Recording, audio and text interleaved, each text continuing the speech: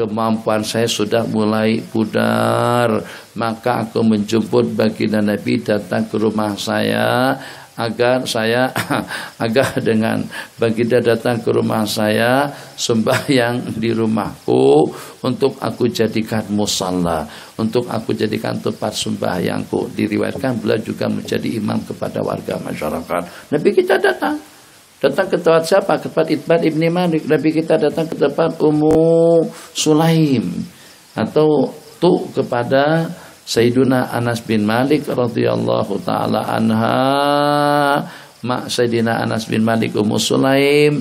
Jadi datang ke sana untuk apa saja? Datang ke sana itu sebagai balasan atau sebagai tanda hormat daripada beliau. Pada waktu Nabi kita datang ke situ, Masya Allah tabarakallah, selesai jamuan diberikan, hidangan disajikan, sebab tujuan mereka menjemput baginda untuk mencicipi, untuk menikmati sedikit masakan yang disediakan sama mereka. Terus Nabi kita sembahyang mengimami mereka. Siapa mereka? Mereka itu diceritakan oleh Sayyidina Anas. Kemudian saya bangkit mengambil satu buah tikar yang sudah lusuh, yang sudah berkarat hitam. Aku basuh dan aku bersihkan untuk jadikan sebagai alas untuk kami bersembahyang. Jadi yang menjemput bukan koprat, bukan orang kaya, bukan orang yang berada. Nabi kita berkenan untuk datang, untuk mengunjungi, untuk memperkenankan jemputan daripada sesiapa saja. Keterbukaan hati bagi yang seperti itu. Ternyata terdapat beberapa orang yang Nabi kita tidak memperkenankan permintaannya, tidak menyahut salam atau juga dengan ucapannya.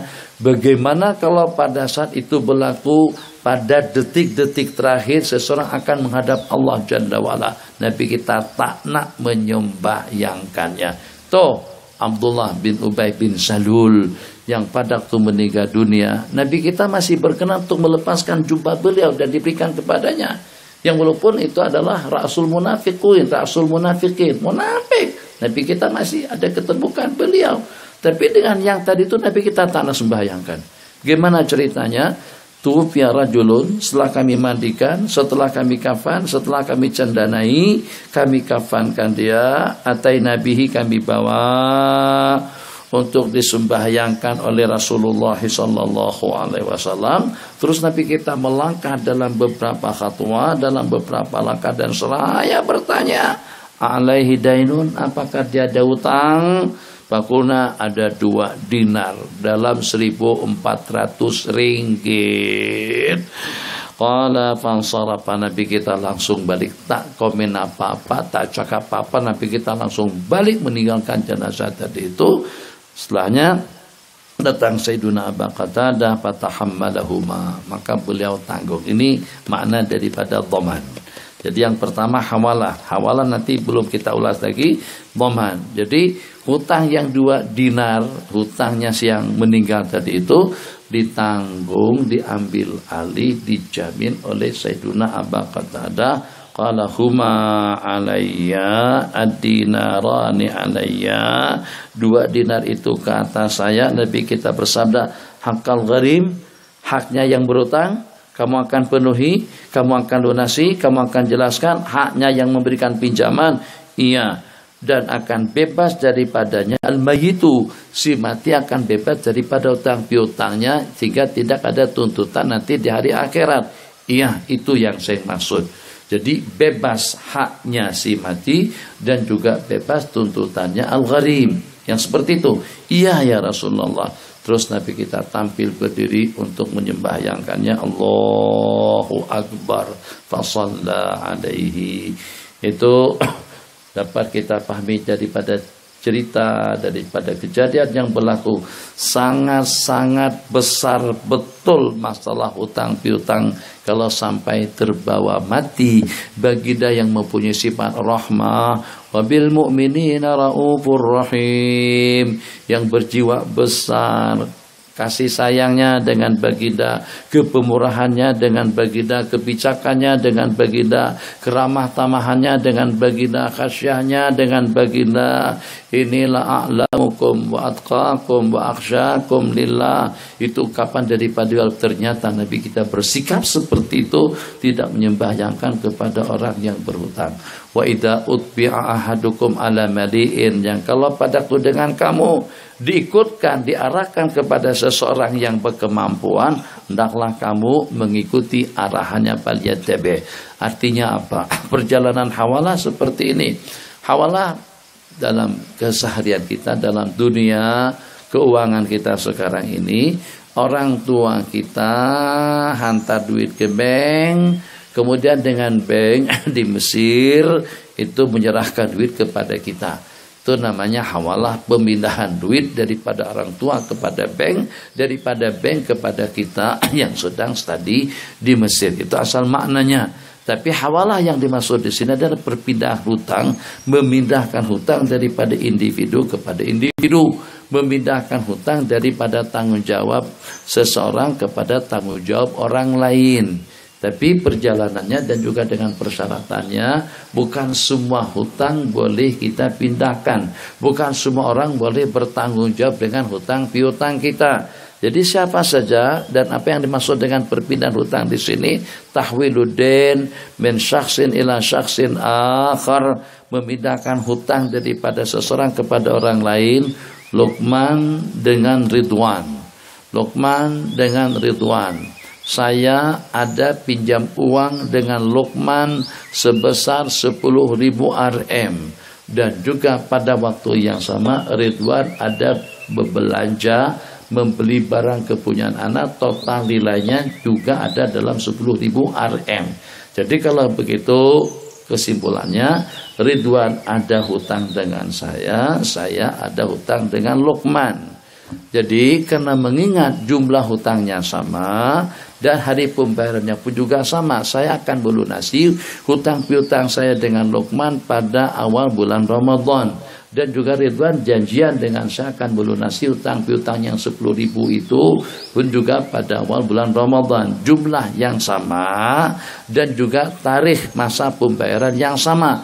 Maka saya sebagai orang yang berhutang dengan muhtal dan memberikan pinjaman kepada muhal alaihi, maka saya katakan kepada Ridwan, bayar saja hutang itu nanti kepada Luqman.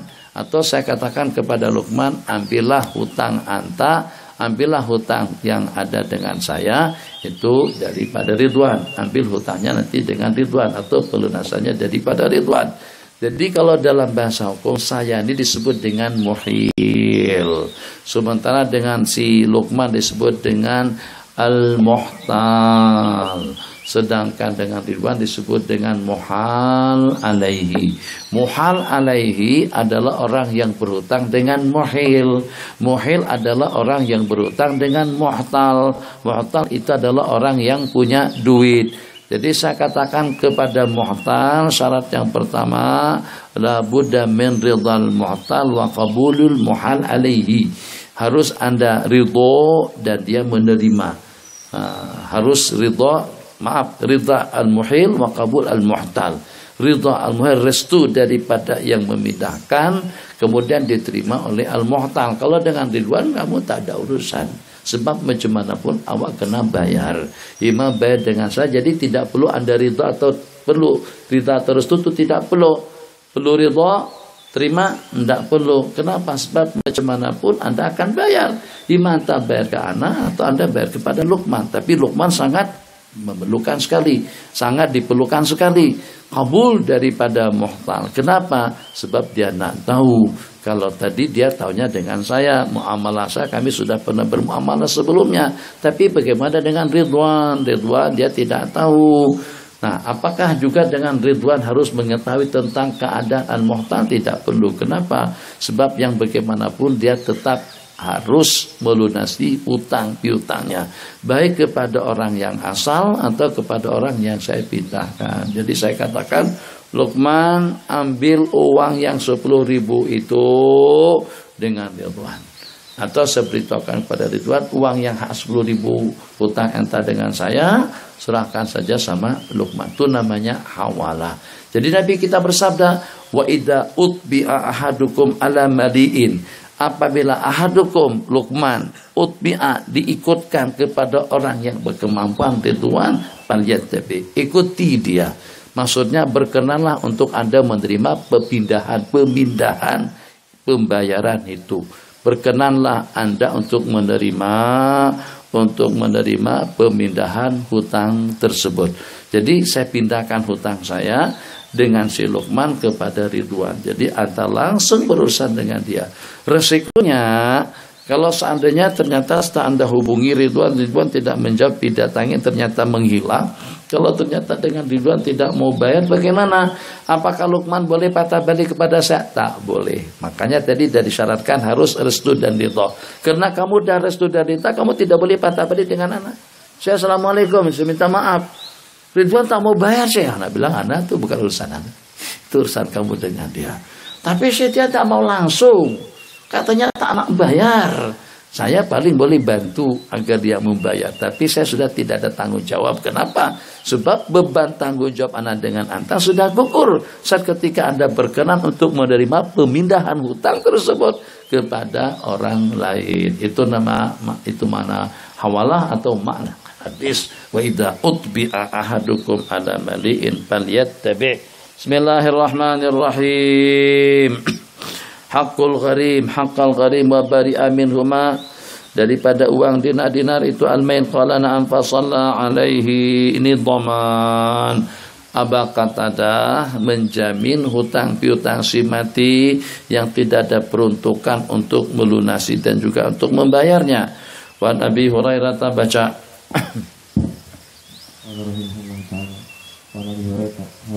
Nabi Hurairah radhiyallahu anhu anna Rasulullah sallallahu alaihi wasallam kana yu'ti bi rajulin mutawaffa alaihi dayn wa yas'alu hal tara li daynihi min qada bihi ta'annahu taraka wafa'an sallallahu alaihi wa illa qala sallu ala sahibikum. Ini khusus hanya kepada baginda. Cara seperti itu. Anna Rasulullah sallallahu alaihi wasallam kana yu'ta bir rajulil mutawaffa alaihi dainu.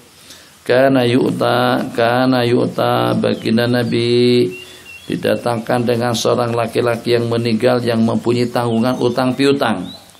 Kana yu'ta birrajulil mutawaffa alaihi dainu. Jadi komanya bagaimana bacaannya? Kana yu'ta birrajulil mutawaffa. Dihadirkan kepada baginda seorang laki-laki yang meninggal dunia. Kemudian mubtada khabar pula alaihi dainu, ad-dainu alaihi. Mutawaffa itu bagaimana sifatnya? Alaihi dainu, mutawaffa yang mempunyai tanggungan hutang piutang. Maka sebelum Nabi kita sembahkan, Nabi kita akan bertanya, hal taraka lidainihi min qada? Apakah ada peruntukan bekalan untuk dilunasi atau untuk dilunaskan hutang piutangnya? Apakah ada peruntukan uang daripada si mati tadi itu untuk melunasi, untuk menjelaskan hutang piutangnya? Hal taraka lidaini min qada? Fa in hudisa annahu tarak, kalau diinformasikan kepada beliau bahwasanya si mati ada meninggalkan peruntukan buat penjelasan hutang piutangnya, Nabi kita sembahyangkan sallallahu alaihi. Wa illa, kalau tidak, Nabi kita bersabda, sallu ala sahibikum, sembahyangkanlah dia. Terus Nabi kita balik. Nabi kita tidak mau atau tidak pernah menyembahyangkan orang yang terbabit dengan hutang tapi tidak ada peruntukan, tidak ada warisan, tidak ada duit untuk melunasinya. Sallu ala sahibikum falamma fatahallahu alaihi al-futuh. Tapi setelah Allah bukakan, Allah taklukkan beberapa negara dan juga beberapa daerah, al-ghanaim, berdatangan daripada sana sini, harta rampasan sudah melempah ruah. Qala falamma fatahallahu alaihi al-futuh, Nabi kita bersabda, ana aula bil mu'minina min anfusihim. Aku lebih aula dengan orang-orang yang beriman daripada diri pribadi mereka. An-nabiyyu aula bil mu'minina min anfusihim. Nabi lebih aula dengan orang-orang yang beriman daripada diri pribadi mereka. Kata ulama juga diantara daripada penafsiran ayat itu, aula bil mu'minina min anfusihim. Nabi kita lebih berleluasa kepada keuangan mereka, kepada diri-diri mereka. Kalau seandainya Nabi kita perlukan tenaganya, perlukan waktunya, perlukan bantuannya, perlukan khidmat dan layanannya, maka dengan sesiapapun wajib mendahulukan keinginan baginda daripada keinginan diri pribadi dia sendiri. Itu mana aula bil mu'minina min anfusihim. Kita secara pribadi, kita lebih memiliki diri kita berbanding kalau dengan orang lain. Orang lain paling ya, kalau kita ada luang waktu kita bantu, kalau kita ada kelaparan kita tolong. Tapi tidaklah sampai kepada haknya orang lain itu menjejaskan kepada kepemilikan kita terhadap leluasa hak pokok diri pribadi kita sendiri. Baginda seperti itu. Jadi al-mu'minun yang walaupun mereka dengan segala perlengkapan hidupnya, tapi justru yang lebih memiliki kelengkapan hidup mereka, waktunya, tenaganya, pikiran, khidmat dan lain sebagainya, bahkan sampai kepada duit, harta dan kekayaan, Nabi kita lebih aula untuk menggunakan dan memanfaatkannya daripada mereka. Itu penafsiran yang pertama. Penafsiran yang kedua, ana aula bil mu'minina min anfusihim. Aku lebih aula dengan orang-orang yang beriman daripada diri pribadi mereka masing-masing. Maksudnya aku lebih bertanggung jawab untuk menyelesaikan utang piutangnya, tanggungannya dan lain sebagainya. Yang sehingga kalau seandainya ada di antara daripada mereka yang meninggal dunia, Nabi kita bersabda, duit harta warisannya untuk dia, untuk keluarganya. Duit harta warisannya untuk keluarganya, untuk ahli al-warasah. Sementara hutang piutangnya aku yang tanggung. Itu tidak pernah ada prinsip yang seperti ini di negara kita sekarang. Hanya di sebagian tempat saja kerajaan menanggungkan hutang piutang rakyat yang meninggal. Jadi kalau seandainya si mati yang meninggal dunia, orang yang meninggal dunia dengan mewariskan harta pusaka, harta dan kekayaan, maka harta pusaka dan kekayaan itu akan diwaris oleh keluarga dia sendiri. Tapi kalau ternyata dia meninggal dunia dengan tanggungannya, dengan tanggung jawabnya terhadap hutang sekian duit kepada sesiapa saja, kalau pada itu ada yang meninggal dengan meninggalkan sekian duit hutang piutangnya kepada orang-orang tertentu, maka akulah yang akan membayarkannya. Sebutkan negara mana yang seperti itu, yang kalau pada itu ada di antara daripada rakyatnya meninggal dunia dengan sejumlah sekian duit yang diwariskan, akan diwaris oleh ahli dan keluarga. Tapi kalau ternyata dia meninggalkan sejumlah sekian juta hutang piutang, terus kerajaan yang akan membayarkannya, itu belum ada lagi. Hatta di negara-negara maju pun tidak semuanya. Bahkan di sebagian tempat harta warisannya itu juga mau diutak-atik oleh pemerintah, mau diutak-atik oleh kerajaan, akan dikenakan berapa rusum atau berapa cukai sebelum diagih-agihkan kepada ahli waris. Qala, Nabi kita bersabda, ana aula bil mu'minina min anfusihim, faman tufiya, barang siapa meninggal dunia wa alaihi dainun, sedangkan ke atasnya terdapat utang piutang, fa alayya qada'uhu, maka ke atas akulah pelunasannya, akulah yang akan membayarkannya. Faman mata walam yatruk wafaan, sebagaimana riwayat qala wa an Amr bin Shu'aib an abi an jaddi radhiyallahu taala anhu qala qala Rasulullah sallallahu alaihi wasallam la kafalata fi haddin. Untuk sekedar menjamin kehadirannya, oke. Tapi kalau akan teralih kepada orang yang menjamin, hukuman yang akan diperlakukan itu tidak ada.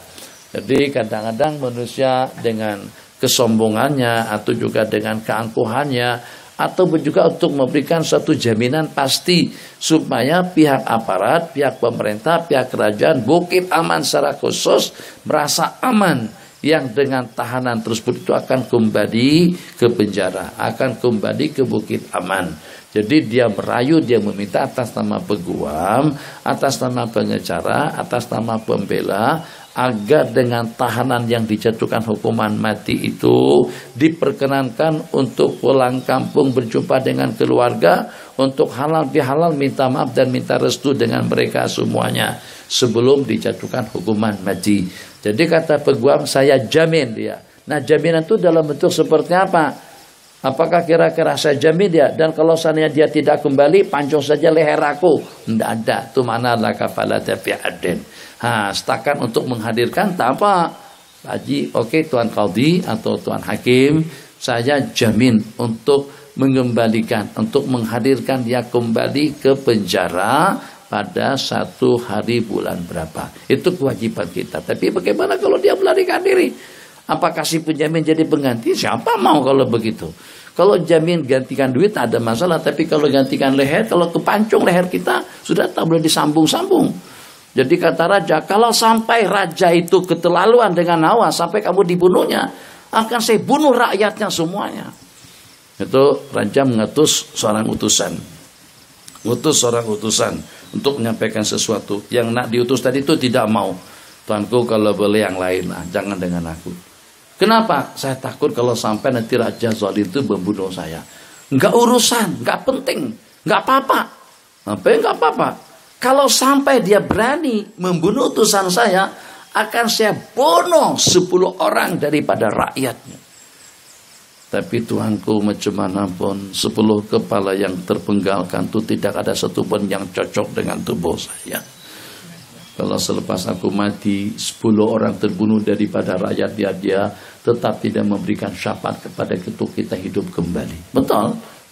Jadi walaupun sekampungan habis, kamu jangan khawatir. Takut apa? Apa yang merisaukan? Apa yang menakutkan? Kalau sampai dia bunuh kamu, saya bunuh semua rakyatnya dengan dia juga sekalian. Ya tetap juga kita mati. Bukan berarti setelah dibunuh semuanya terus kita jadi hidup. Enggak. Kalau dengan yang lain enggak apa-apa. Kalau sampai dia rampas harta kamu, saya rampas semua harta dia, mungkin masih oke-oke lagi. Kalau ini enggak, akan saya bunuh mereka semuanya. Apa untungnya dengan kita? Yang sudah penggal kepalanya, ya tak bakalan hidup. Alhamdulillah, Masya Allah, tabarakallah. Berkat Tuhan kubunuh 5 orang, maka daripada 5 orang tadi itu mampu untuk menghidupkan dia kembali. Itu tidak ada sejarahnya. Mati ya udah matilah, habis ceritanya. Itu yang dia tidak mau. Akhirnya raja tadi itu paham, sehingga menggagalkan rencana untuk memberangkatkannya. La kafalata fi haddin. Apakah kalau pada itu dengan pencuri tidak mau datang atau tidak datang pada hari akan dilaksanakan hukuman hudud, terus dengan tangan si penjaminnya akan dipotong? Atau kalau seandainya yang berzina yang akan dirajam, terus jangan yang dirajam, yang akan dirajam ternyata tidak hadir pada hari pelaksanaan hukum rajam, dia tidak datang, maka dengan si penjamin akan dirajam.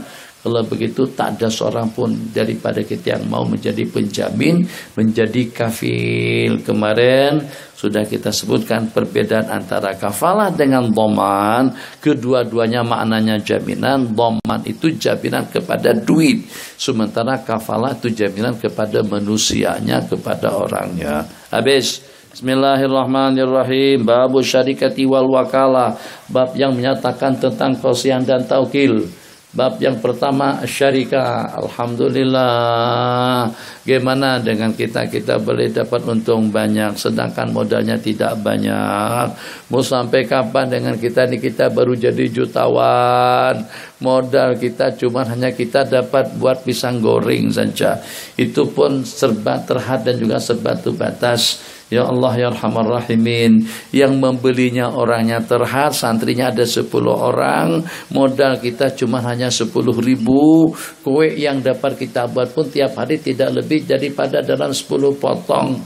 Kalau misalnya daripada 10 potong kue tadi itu ada 2 santri yang sakit, tak berbelanja, sakit hati kita sebab ada 2 yang tidak laku. Untungnya tak banyak mana, modalnya juga tak banyak mana, yang berbelanja pun cuma hanya beberapa orang santri.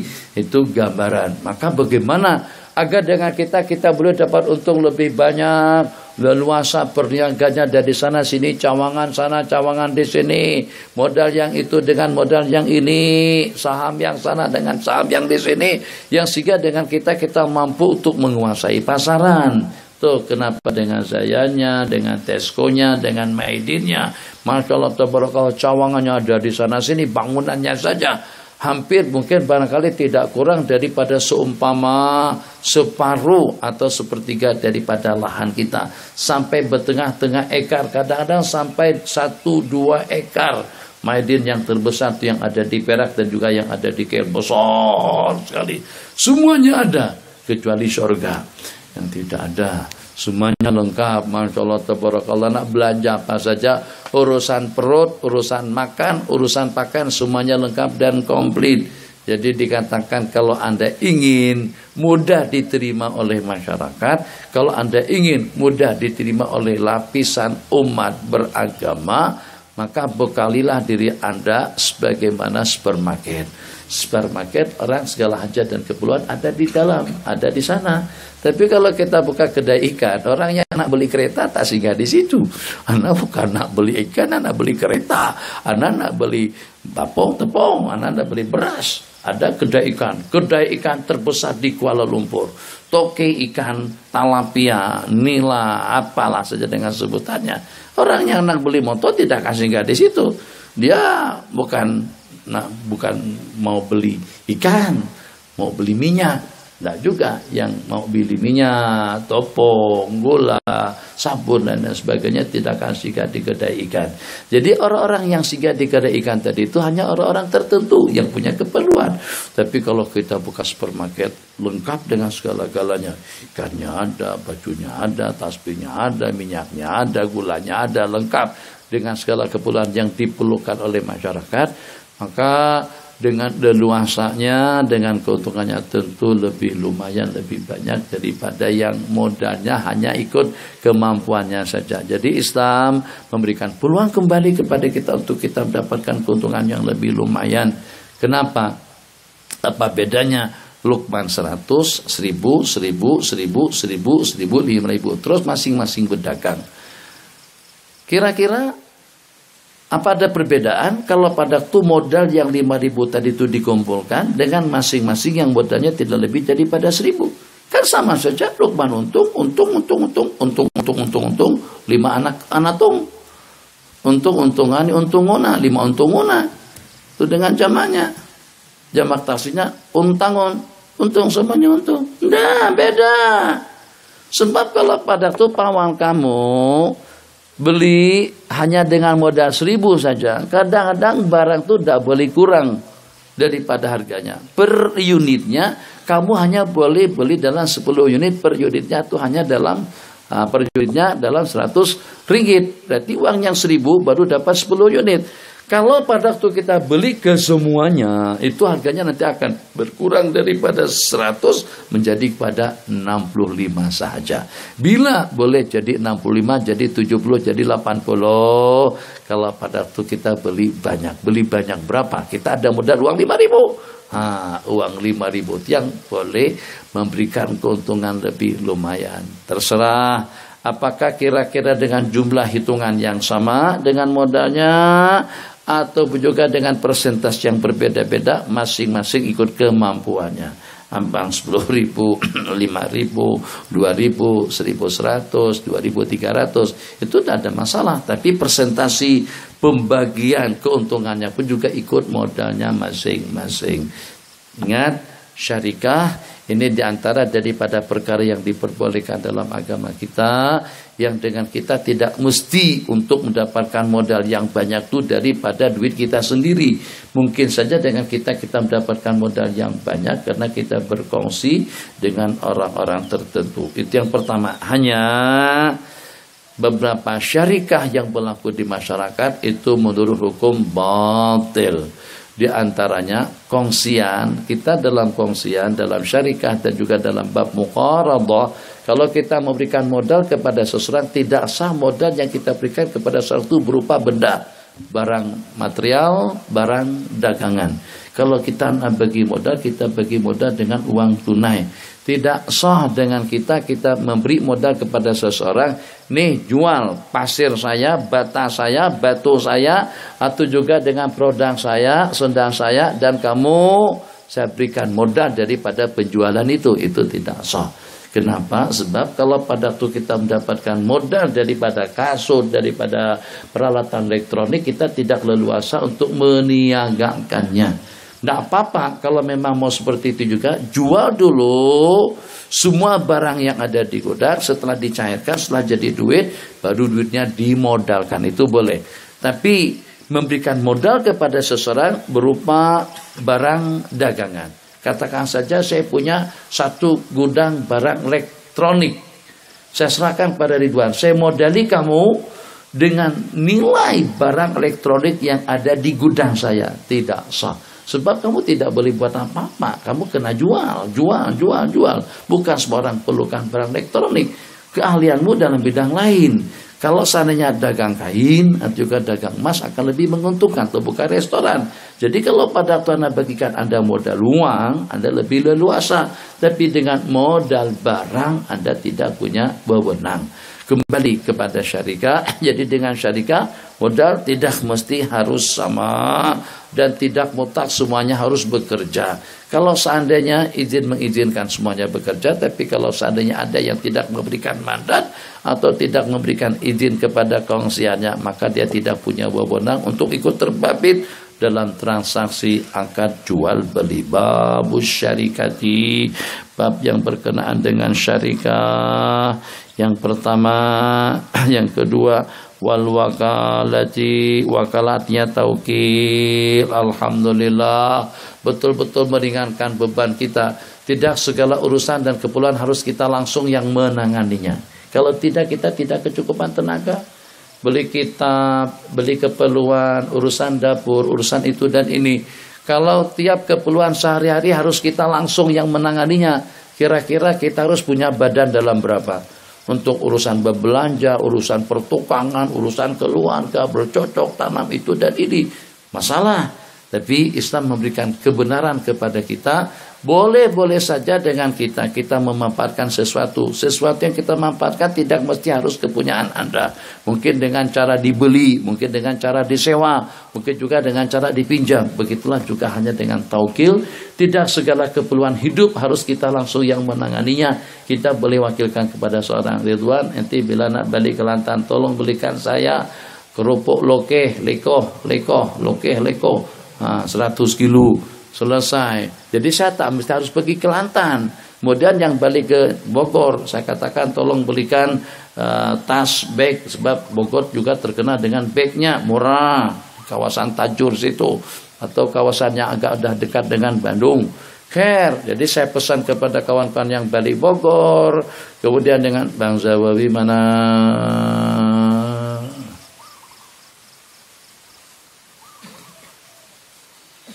Ada Abdullah, Umar, Abdullah. Tadi Abdullah ada tadi. Dua Abdullah mana? Hah? Abdullah Hafiz. Abdullah yang satu lagi mana? Abdullah mana? Ajalah. Hanya begitu tarik ya. Tadi semua ada, tadi Abi tengok tadi Abi kalau pada masa zikiran saya tengok anak-anak dulu, saya tengok mana ada. Sudah ada kedua-duanya, saya rondonya lagi. Nanti berikutnya baru tengok santri. Ada yang ngantuk, marah lagi. Dah, Syekh, jangan cepat marah, Syekh. Jangan cepat emosi, nanti pendek umurnya. Enggak. Yang marah-marah itu yang panjang umur. Yang saya afiat, kenapa? Sebab tidak menyimpan rasa dendam. Puskan, keluarkan. Biar orang yang stres dia itu. Jadi marahi saja santri, umur Anda akan panjang. Kalau kamu tak marah-marah ke santri, umur pendek. Kenapa? Sebab kita pendam. Akhirnya kita stres sendiri di rumah. Pikir. Tak terluahkan perasaan tadi itu. Luahkan ringan beban kita. Kepala kita terasa ringan, berbanding kita masukkan ke kepala, masuk kepala. Akhirnya kepala sudah tidak dapat menampung, meledak kepalanya, meletup. Apa? Bagaimana meletupnya? Stres lah. Bismillahirrahmanirrahim. Taukil, alhamdulillah. Wakilkan. Haji, assalamualaikum. Haji di mana sekarang? Anak lagi di Kalimantan, Syekh. Allah, boleh tak belikan kelapa sawit? Saya di mana? Di Malaysia tuh gudangnya sawit tuh kelapa sawit daripada Kalimantan. Saya katakan bukan begitu, Ji. Maksud saya belikan kelapa sawit, bukan kelapa sawitnya diangkut dibawa ke sini, enggak. Belikan tanah yang dijual di situ. Ada 1 hektar tanah yang harga sawitnya udah ditanam. Udah ditanam, ada yang sudah berumur, tinggal memanen saja lagi. Harganya hanya dalam 5 jutaan saja. 1 hektar tanah di Kalimantan, tapi beda tanah tuh. Anda jangan terlalu menghayal, takkan kita kebagian. Beda, digarap sama orang-orang. Dulu kan kita pernah begaduh, Malaysia Indonesia begaduh. Tiap tahun asap, jerabu. Nak saman. Nak saman, tapi tak berani saman pun. Bukan tak berani. Nak saman siapa? Yang punya sawitnya orang Malaysia sendiri. Jadi kalau nak saman warga negara sendirilah. Yang di Sumateranya, yang di Kalimantannya. Setelah datang ke sana, rupa-rupanya yang punya lahan sawit di situ tuh banyak juga daripada warga asing. Di antaranya daripada Malaysia, di antaranya daripada Singapura. Loh kenapa? Tidak ada tuntutan, kenapa tidak dikenakan pampasan dan bayaran? Sebab semuanya tahu. Inilah, coba renung sejenak. Kalau luasnya tanah dari sini itu sampai ke Genting Highland yang ada di sana itu, tuh sana kelihatan bangunannya. Tak nampak itu nanti berdiri, karena berdiri dulu. Genting Highland kelihatan sekarang bersih bening. Kalau pergi sana sebelah petang tak akan kelihatan awan saja remang, tak nampak. Jadi kita tidak menikmati keindahan alam sekitar yang ada di sana. Jadi tanah dia bukan lagi 1 hektar. Ribuan bahkan sampai jutaan hektar. Jadi kalau satu individu, katakan saja saya beli tanah, kalau tanahnya saja pernah kerajaan, bukan kerajaan atas nama bupati itu DU.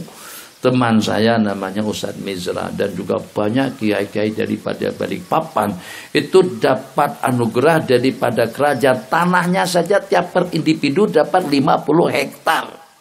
Dengan bekalan uang 50 juta untuk ditanamin sawit dengan getah. 50 hektar, ini 2,5 ekar ini pun besar. 1 hektar itu 10.000 meter persegi.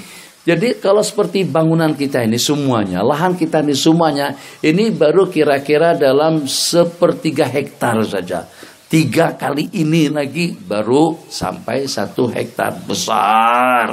Sekarang 1 hektar tanah yang terbiar Kalimantan luas ya Allah. Nah, tengok Kalimantan tak? Tengok ada Borneo yang dengan kepalanya begitu panjang.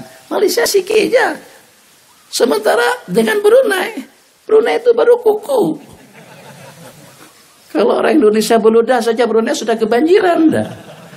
Kata boleh keluar kemana-mana. Baru ludah, belum kencing lagi. Kalau dikencing hanyut banjir Brunei itu. Brunei dengan di Amuntai kampung saya atau daerah saya namanya Amuntai itu saja penduduknya sudah hampir dalam 300 ribuan lebih. Itu sudah sejumlah bilangan penduduk orang Brunei. Brunei kecil. Kita di Malaysia pun juga kecil. Batu Kalimantan, 1 Kalimantan itu saja besarnya dalam berapa puluh kali Malaysia. Besar. Bukan besar. Mau macam mana lagi? Tak paham kan dengan bahasa. Besar sungguh. Jadi kalau Malaysia yang kecil saja sawitnya tuh dalam berapa ribu hektar. Bagaimana dengan besarnya Kalimantan? Jadi kerajaan tak terlalu boleh sangat diberikan kepada rakyat. Kamu kalau ada kemampuan, ada kebelian nak menggarap, nak bercocok tanam saja. Aku bagi kepada Tugu 50 hektar tanah pada waktu itu. Banyak. Harga tanah pun kalau dijual paling mahal dalam 5 jutaan saja. 5 juta 1.500 Rm. Kita yang ada uang 20.000 ringgit saja kita sudah beli sampai pada belasan hektar. Nah, oke. Kita yang apa adanya alhamdulillah kumpul-kumpul Malung, Ngati, Matam, Makru, Makreng. Ada Makreng sekarang di orange Makreng. Astagfirullahaladzim. Jadi kumpul duit terkumpul 150.000 ringgit.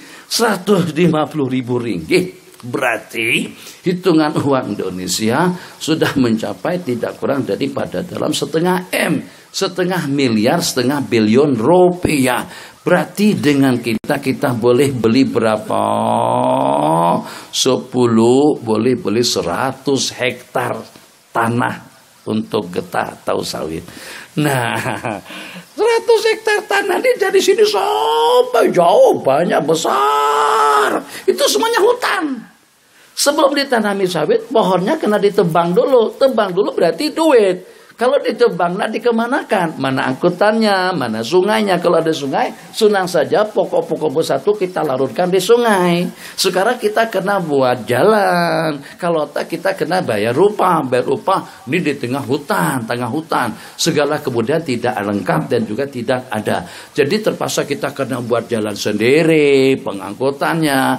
Jadi kita kerjasama dengan orang tempatan. Pak Haji, ini kalau ditebang, satu ditebang kena bersihkan, yang kedua kena pengangkutannya, yang ketiga kita tidak mempunyai alat pengangkutan, kita tidak mempunyai perlengkapan yang kita perlukan.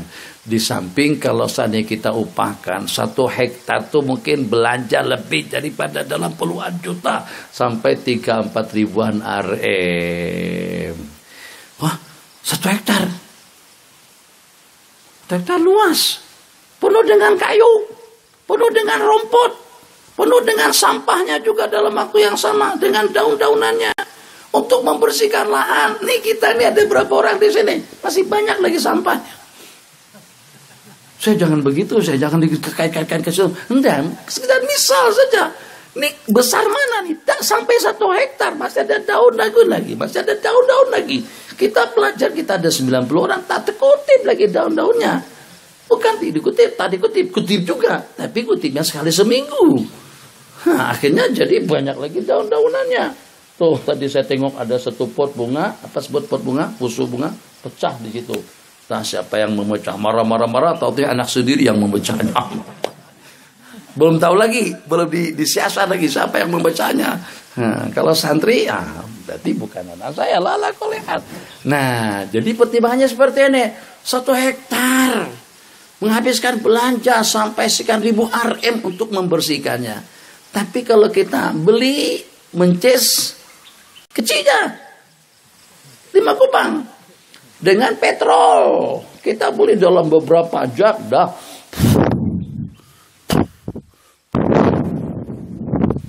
Dia berjalan sendiri, bantuan angin tiup.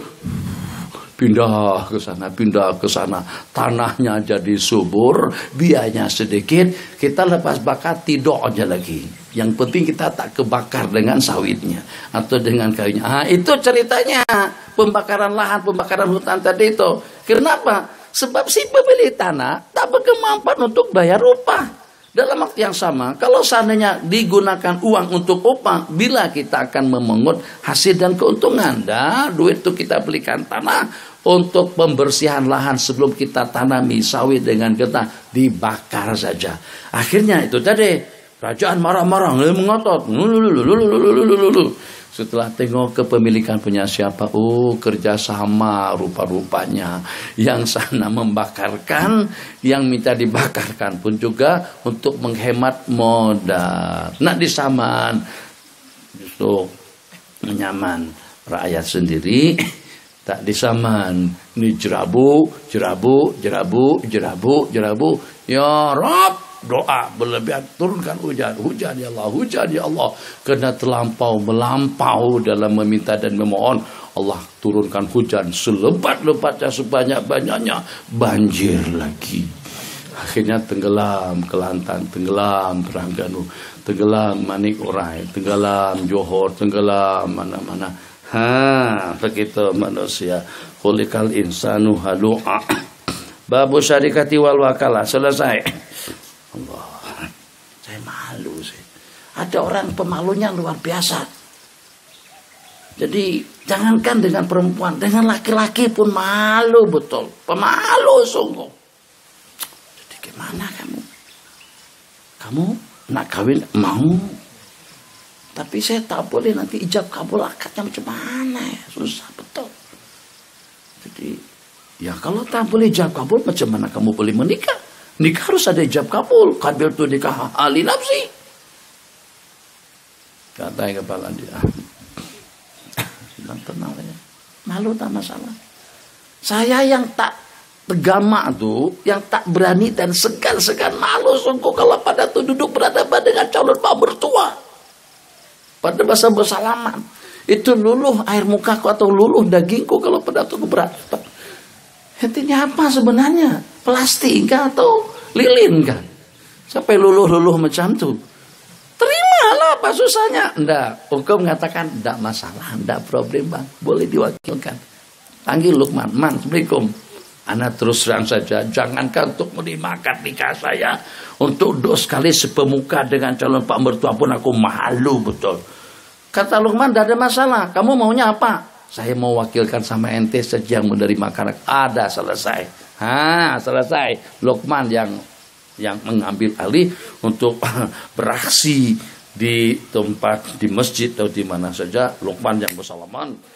Jadi kawinkan Aisyah binti Haji Abdul Syukur dengan Muhammad, dengan siapa yang kawin Ridwan, dengan Ridwan Al-Kalantani dengan mas kawinnya 10.000 ringgit tunai. Jadi kata Lukman, aku terimakan akad nikahnya Aisyah untuk kamu jangan bilang untuk kamu, untuk dia.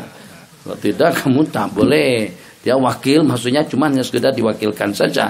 Saya terimakan akad nikahnya Aisyah binti Haji Syukur untuk saudara Ridwan dengan mas kawinnya 10.000 ringgit tunai. Abang tinggal terima bersih saja lagi. Halo, udah sampai belum? Ini lagi sedang dipaketkan masuk pos laju nih datang. Senang, itu taukil. Jadi kita tak mesti harus berurusan, kita tidak mesti harus datang, kita tidak mesti harus kerja. Kita boleh mewakilkan segala kerja-kerja kita kepada orang lain, membelinya, menjualnya, menikahkannya, menyewakannya, mewakafkannya, banyak hal-hal yang boleh kita wakilkan kepada orang lain. Ini juga termasuk daripada perkara yang diharuskan. Bismillahirrahmanirrahim. Baca. Nabi Hurairah radhiyallahu anhu qala qala Rasulullah sallallahu alaihi wasallam qala Allah ta'ala ana talifu syarikaini ma lam yakun ahaduhuma sahih. Diingat yang ini pesan. Ini juga dalam waktu yang sama ancaman. Yang pertama bisyarah, yang kedua ancaman. Yang pertama bisyarah, kita akan mendapatkan keuntungan yang lumayan dan keuntungan yang melimpah ruah dan banyak sebab Allah bersama kita. Yang kedua ancaman, yang kalau saat ketika kita khianat dengan kawan. Kan kadang-kadang begini. Ya. Tidak tentu dengan kita sama-sama tidak tahu. Kadang-kadang kita dapat informasi selengkapnya tapi dengan kita tidak ada modal. Maka dengan kita terpaksa minta bantuan dengan kawan.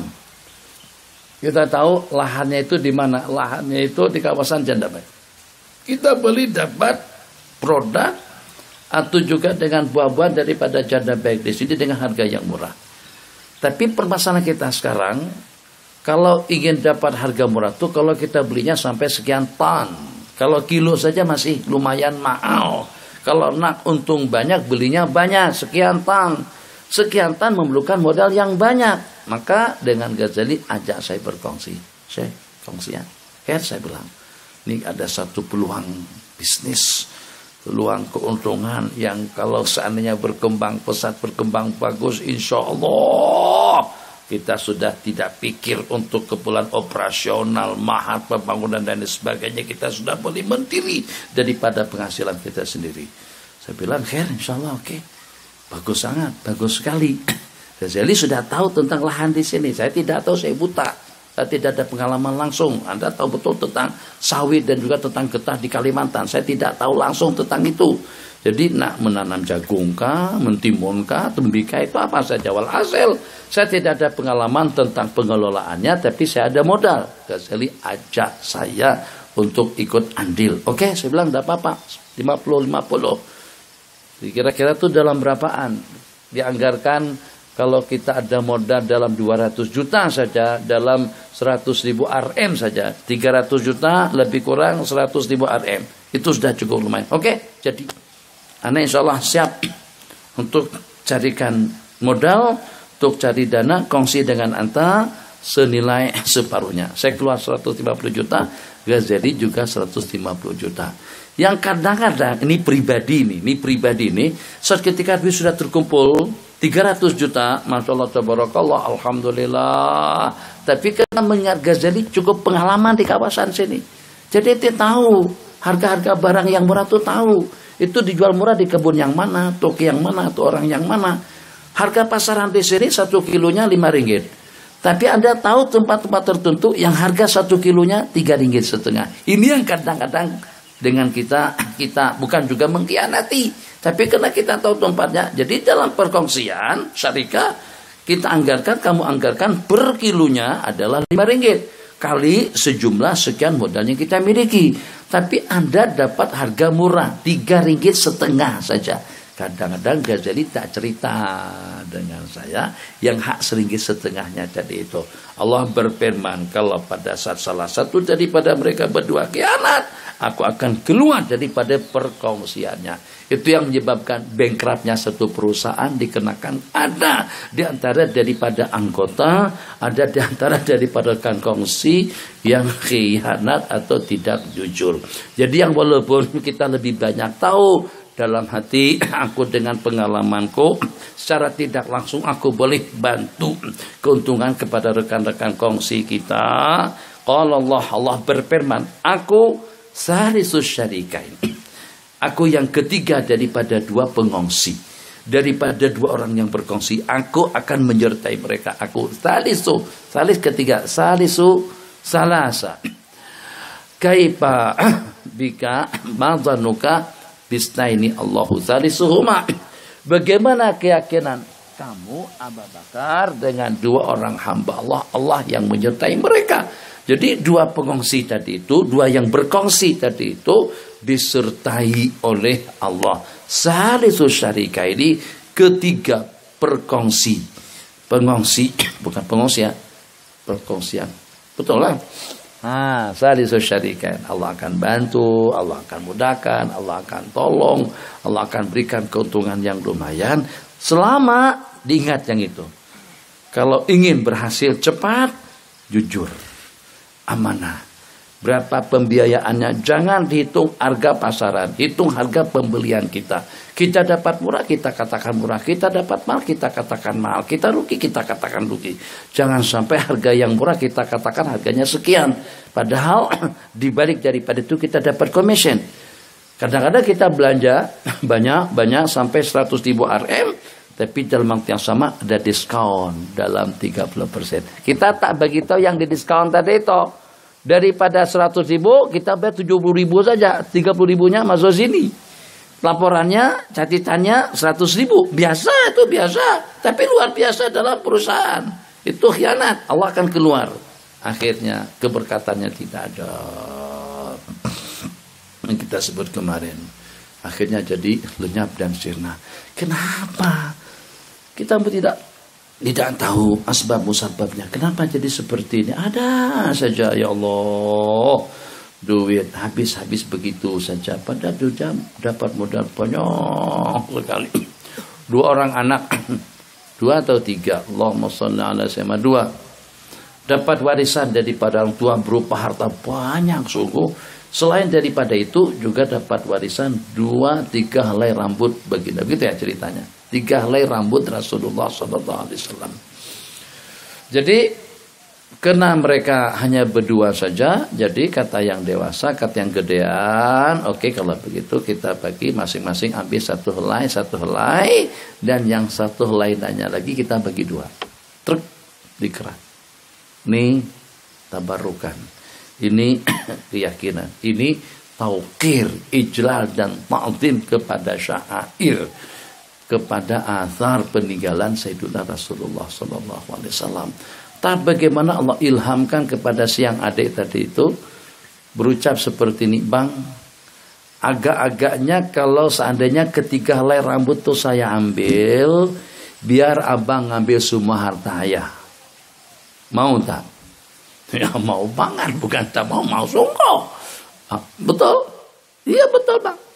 Biar aku yang ngambil 3 helai rambut, abang ambil semua harta warisannya. Tidak perlu dibagi 2.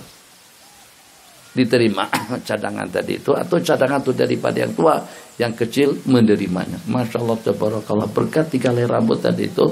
Mungkin kita pernah mendengar cerita Sayyidina Khalid bin Walid yang kehilangan sorban.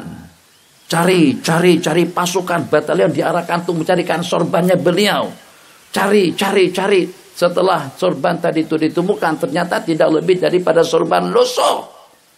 Jadi ada yang melihat dengan pandangan sinisnya kepada Sayyidina Khalid bin Walid.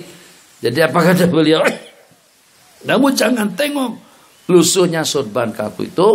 Di dalam sorbanku itu terdapat beberapa helai rambut Rasulullah yang pada saat para sahabat merebutkan bagian belakang samping menyamping, aku langsung kepada bagian ubun-ubun daripada baginda, sehingga rambutnya diletakkan di dalam sorbanku. Tiap aku menjadi panglima perang, tidak pernah meleset dan tidak pernah kalah.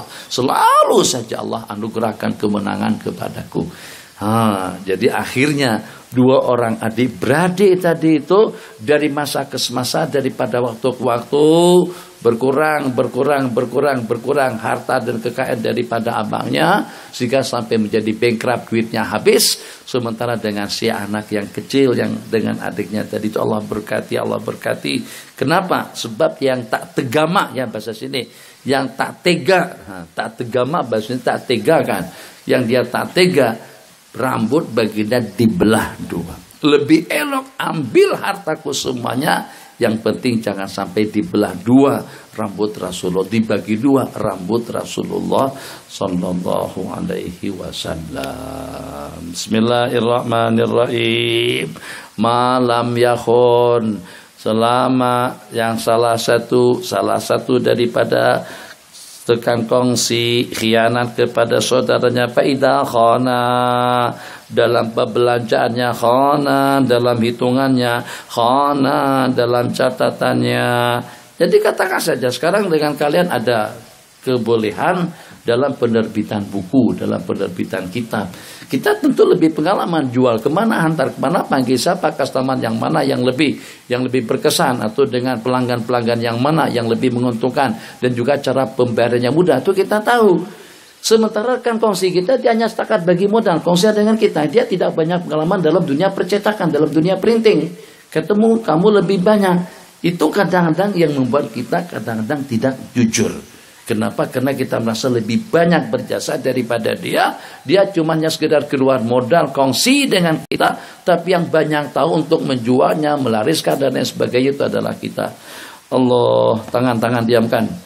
Qala fa idza khana, apabila dia khianat, kharajtu min bainihima. Terakhir, wa Anisa ibil Makhzumi radhiyallahu ta'ala anhu kana syarikan Nabi. Ingat, As-Sa'ib Al-Makhzumi itu yang pernah menjadi rekan kongsi baginda Rasulullah sallallahu alaihi wasallam. Huwa ibnu Abi Sa'ib, kana minal mu'allafati qulubuhum, beliau daripada orang mu'alaf dan daripada orang yang bagus Islamnya. Beliau pernah menjadi pengongsi kepada baginda sebelum Nabi kita dibagi menjadi Nabi dan Rasul dalam satu perniagaan.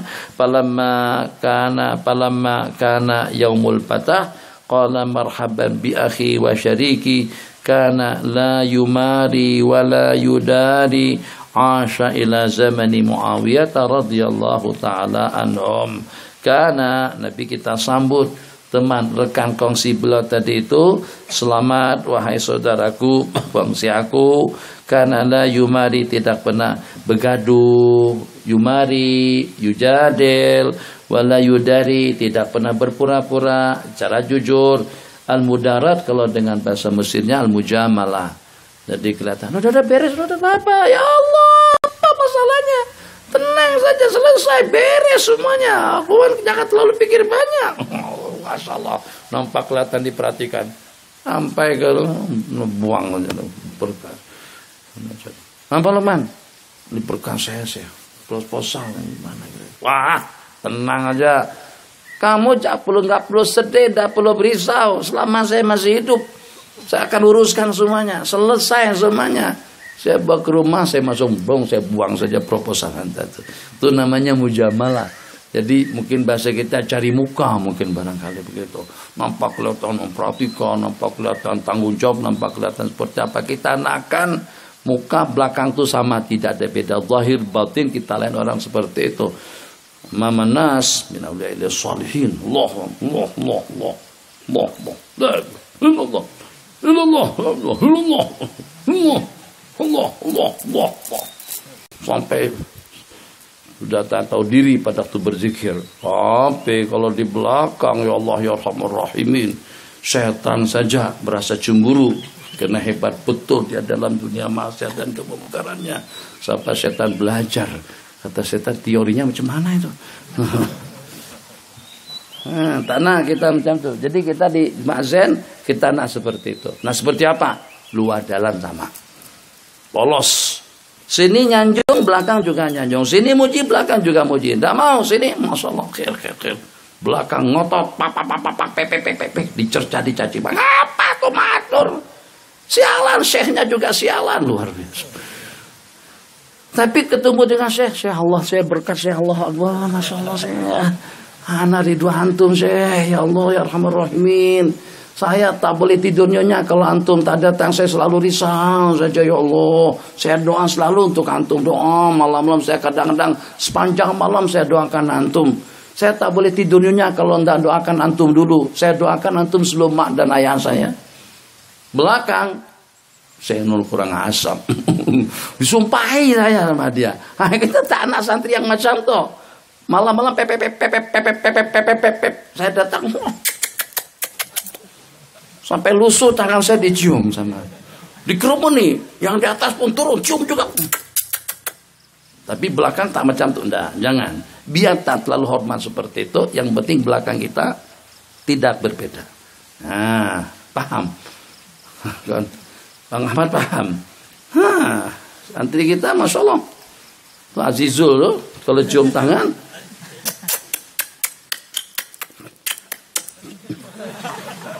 gitu dia cium tangan saya. Mudah-mudahan dia di belakang macam itu juga.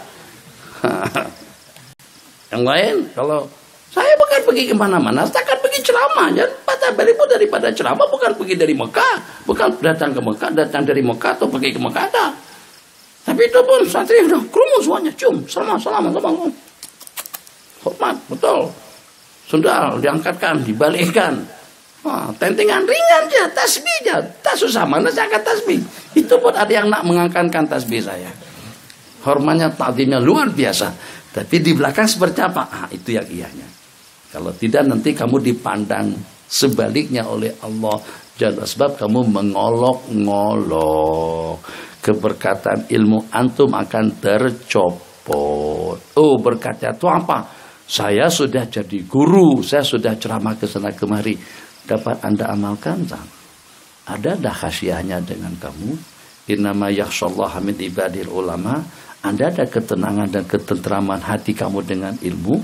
Anda ada pengorbanan Anda hanya semata-mata untuk ilmu. Itu diantaranya. Jadi manfaat ilmu bukannya setakat dapat kita sampaikan, tapi juga dalam waktu yang sama mengatur, membimbing, memberikan pencerahan, panduan ke dalam kehidupan kita sehari-hari. Karena syarik setianya baginda kepada rekan kongsi beliau, la yumari. La yumari artinya tidak cerewet. Ini gimana? Tidak boleh. Itu yumari. Selalu berdebat, selalu bertengkar dan bergaduh. Wala yudari, dan tidak mudarat, tidak berpura-pura. Yang di dalam, ya itu yang dilihat itu juga yang di dalam hati. Qala kana syarikan Nabi sallallahu alaihi wasallam qabla al-bi'sati. Pada yaum al-fatah, maka bila datang pada peristiwa penaklukan kota Makkah tahun ke-8, Nabi kita ucapkan marhaban bi akhi wa syariki rawahu Ahmad. Allah, masih ada waktu, belum panah lagi 10 menit. Kita fleksibel saja, jangan terlalu ikut aturan. Saya tadi tak cadang, bahkan sejak beberapa hari yang lalu saya terpikir nak tukar waktu dengan Habib Amri biar saya tidur dulu subuh nih. Sebab pengajian di Bukit Beruntung tuh sampai rumah pukul 2. Makanya tadi saya langsung melenting, orang mengantuk. Dalam hati saya lebih mengantuk daripada kamu lagi. Saya sampai sini sampai rumah pukul 2-an. Begini ceritanya. Buka puasa semalam, sejak dari asar keluar lu, sejak dari asar buka puasa, lepas buka puasa makan imam. Jadi kita antara ifrat dengan tafrid. Imam kita di masjid di surau yang tak pernah jadi imam dulu, mana si As'ad, suraunya Haji Zul, surau Al-Hakim. Imam kita tuh dia baca wirid pertama perlahan-lahan.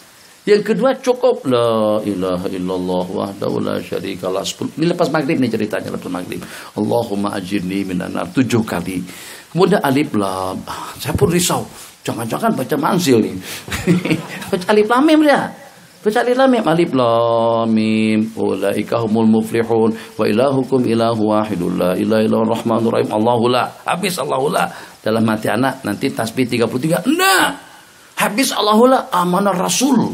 Habis amanah rasul tulijul laila bindahar. Yo, habis sampai kemana? Habis sampai tulijul laila bindahar wa tulijul nahar pilih sampai ila ya rabbi subhanallah. Tidak langsung. Kulhu kuladzul falaq kulabnas. Baca tasbih 33, tahmid 33, takbir 33. Lepas habis semuanya la ilaha illallah wa la syarikalah. Allahumma la mani'a lima a'taita wa la innallaha wa malaikatahu yusalluna 'alan nabi ya ayyuhalladzina amanu ana pikir lepas itu langsung berdoa, ternyata tidak.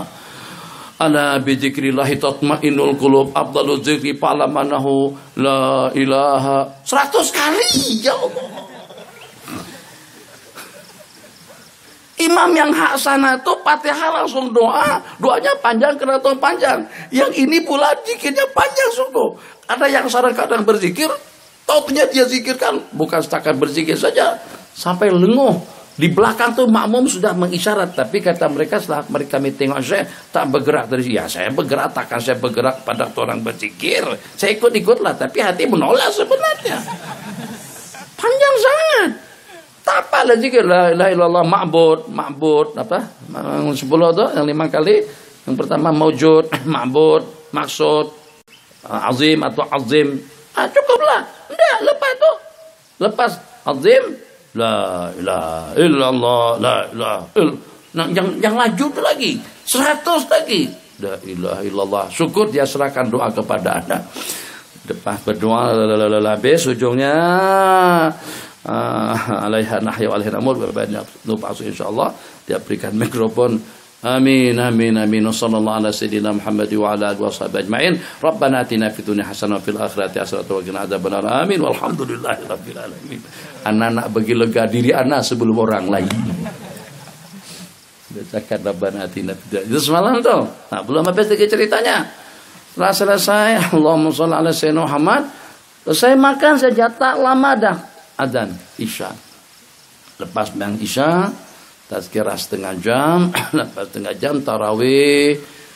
Imamnya pula santai lagi baca Bismillahirrahmanirrahim. Alhamdulillahi rabbil alamin. Masih mendingan kalau suaranya keras, nyaring dan lawa. Lawa tak lawa mana biasa-biasa saja. Ar-Rahmanir-Rahim. Maliki yaumiddin. Iyyaka na'budu wa iyyaka nasta'in. Suara remang-remang, bacanya perlahan-lahan 23 rakaat. Bayangkan. Muadzin, Allahumma shalli ala sayyidina Muhammad. Allahumma shalli ala 3 kali. Sudahnya sebelumnya fadlan minallahi wa ni'mah wa maghfiratan wa rahmah. Ini 20 rakaat nih. Majulah sikit. Salawatnya 3 kali. Tidak apa-apa. Anda tidak komplain. Sebab itu dengan mereka jamaahnya masih ada yang sampai ke penghujung. Habis. Alhamdulillah. Kata tadi kita bercabut sampai pukul 10.30. Selesai tak selesai. Alhamdulillah. Sampai pada pukul 10.30. Dapat dalam 6 kali salam. Cabut. Pergi ke Bukit Beruntung, sampai sana sudah pukul 11, 5 menit, langsung bola pengajian. Pas bola pengajian pukul 11, 12, 12.5, 12.10, 12 suka ada pertanyaan, ada sebarang soalan, sampai pada 12.20 selesai habis semuanya. More, simbang, pakai sampai pukul 1. Jauh jauh di Jalan Berontong, Bukit Berontong. Jauh, Berontong jauh, lumayan jauh lah. Aku lah jalan ke arah Perak tuh. Rasanya kalau dari Genting Sempah ke sini ada dalam 35-an. Kesananya lagi dalam 13. Hampir dalam, kemarin pernah dihitung sama Bang Hanif, hampir cukup 2 marhalah. Gitu. Datang pukul 2 pagi. Di tempat itu katanya nanti makan turun ke bawah, sahur di bawah. Turun ke bawah pukul 4:30 dan mereka kejutkan untuk makan sahur. Ke bawah. Coba. Siap? Sini. Tengok santri pajamata. Meletop lah. Berarti saya baru tidur 2 jam. Awak tidur sepanjang malam. Malam tadi itu masih ngantuk lagi. Allah. Kembali. Ishtaraktu ana wa Ammar wa Sa'dun bima nusibu yauma Badrin. Kami berkongsi aku dengan Ammar dan juga dengan Sa'd bin Abi Waqqas atas harta rampasan atau duit ghanimah yang kami dapatkan daripada peristiwa Badar. Terakhir, Wan Jabir bin Abdullah radhiyallahu taala anhu qala aratul khuruj ila Khaybar. Saya pengen mau pergi ke kawasan Khaybar, kawasan pertanian, tanah yang paling subur. Itu adalah kawasan Khaybar, punyanya orang Yahudi, kemudian teralih kepada kaum muslimun disebabkan karena kekalahan yang menimpa kepada mereka. Fatatu Nabi sallallahu alaihi wasallam faqala idza ataita wakili bi Khaybar, ini bab taukil, fakhud minhu 15 wasqa. Insyaallah taukil kita baca nanti selepas pada pukul 12 insyaallah. Nah, syarikah yang perlu diingat, syarikah yang benar, kongsian yang betul, kalau masing-masing keluar duit. Bukan kongsi dengan tenaga, bukan kongsi dengan wibawa, bukan juga kongsi dengan pengaruh, dan juga dengan kenalan yang ada di sana sini. Jadi misalnya kita kongsi dagang yuk, tapi anak tidak ada modal, nggak masalah sih. Antum boleh gunakan populariti antum.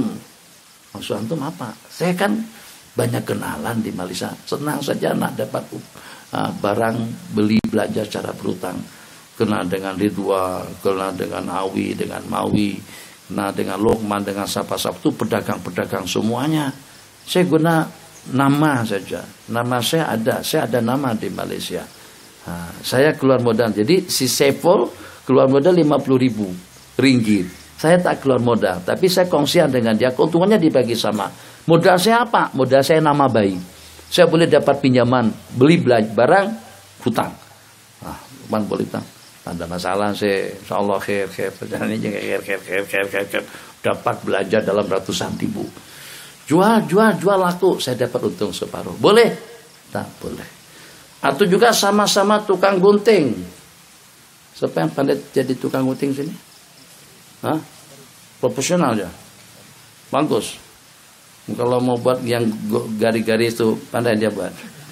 Atau yang seperti yang punya pramugara yang melengkung seperti ada pancut di atasnya pandai juga. Jadi tukang gunting kan dia buka salon hilakah, salon gunting. Jadi 5 orang. Jadi yang 5 orang itu kerja. Yang pada waktu saya sibuk dia duduk di sini, yang pada waktu saya sibuk pelanggan datang ke tempat dia. Tapi duit kita kumpulkan. Atau kita sama-sama jadi apa saja, jadi pekerja, minta maaf dengan kasarnya jadi tukang sapuka, jadi kolika misalnya, duit kita kumpulkan. Sama-sama kerja. Jadi ada antar barang jauh, ya bayarnya banyak, upahnya banyak, yang dekat banyak dikit, tapi duit kita kumpulkan. Ujung hari kita bagi hasil. Itu juga hukumnya batil, tidak sah. Itu namanya syarikatul anan. Syarikatul wujuh.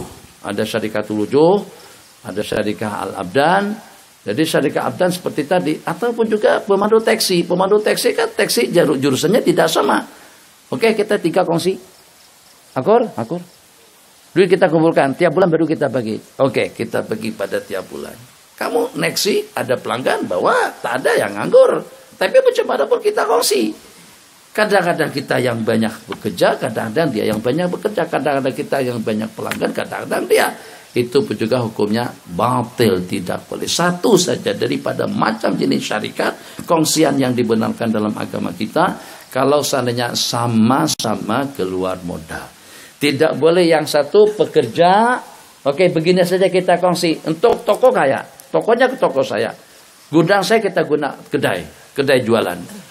Yang satu duit, yang satu lagi kerja. Enggak boleh. Jadi bolehnya bagaimana? Bolehnya kalau memang mau seperti itu, akan kita nilai berapa sewa toko, kita berikan kepada si pemiliknya, berapa upah pekerja yang bekerja yang terbabi dalam penjualan atau akan jual belinya, kita bayar upah. Semua keuntungan akan dipungut oleh orang yang keluar duit. Kongsikan tidak. Dan ini berlaku. Satu, karena dengan keahliannya, dia yang jadi pekerja, penjual, pembeli dan lain sebagainya. Sementara yang kedua, kedainya, dia ada pengalaman, dia cuma hanya ada kedai, rumahnya dijadikan kedai. Yang ketiga, keluar modal. Satu yang keluar modal, satu yang punya tempat, yang ketiga yang bekerja. Terus berkongsi, akhir tahun dibagi hasilnya. Tidak boleh. Jadi bolehnya macam mana kalau seperti itu? Yang keluar modal, barang beredar, dijual, tunjangkan, dimodalkan, digarap keuntungannya. Penghujung tahun kita akan nilai berapa upah staf. Kalau seandainya dia sebagai staf kita, akan kita bayar berapa. Jadi jasa baiknya tertentu kita kira hitung 30.000 untuk setahun bekerja sebagai penjual atau sebagai pekerja.